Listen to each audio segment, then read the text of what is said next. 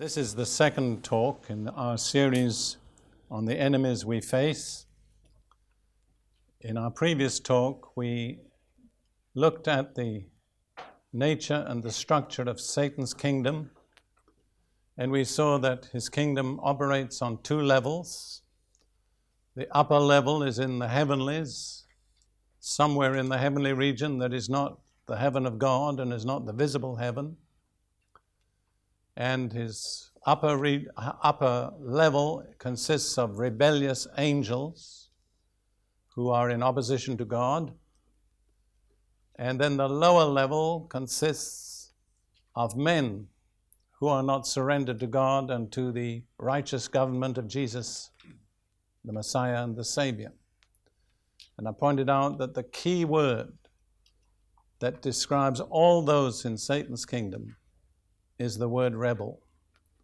They are all in rebellion against God, whether they are angels or whether they are men. And then we saw that the gods of the pagan world, whether they're Greece or Rome or whatever other nation, are different ways of naming and depicting Satan's kingdom of angels.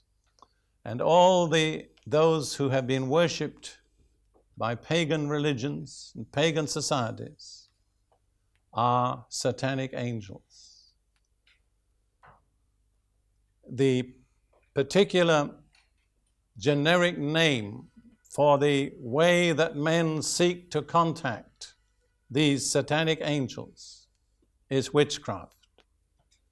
You could say that witchcraft is the religion of fallen humanity.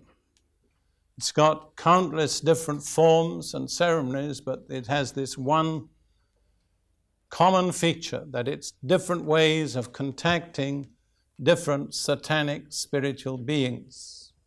There are many different ceremonies.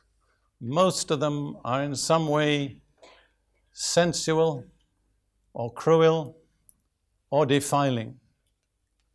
The things that men have done through the ages to somehow ingratiate themselves with Satan and his kingdom have been really terrible to contemplate.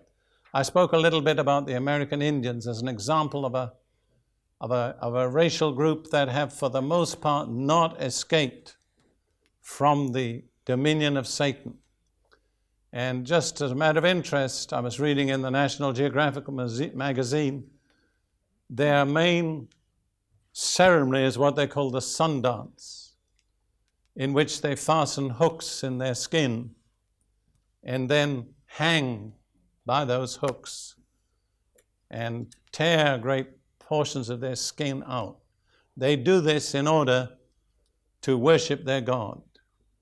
There are countless other different forms of such worship all over the earth. As I said, go to any kind of society that still retains the marks of its primitive nature, and there's one kind of person that you'll find everywhere with a different name in each language, but it is witch doctor. And in many of those societies, really the most powerful person is the witch doctor. We have a remarkable example even in the Bible. It says that Philip went down to Samaria and preached in a city of Samaria. But there was a man there who dominated the whole of that city. His name was Simon. He was a sorcerer, that is, a practitioner of witchcraft.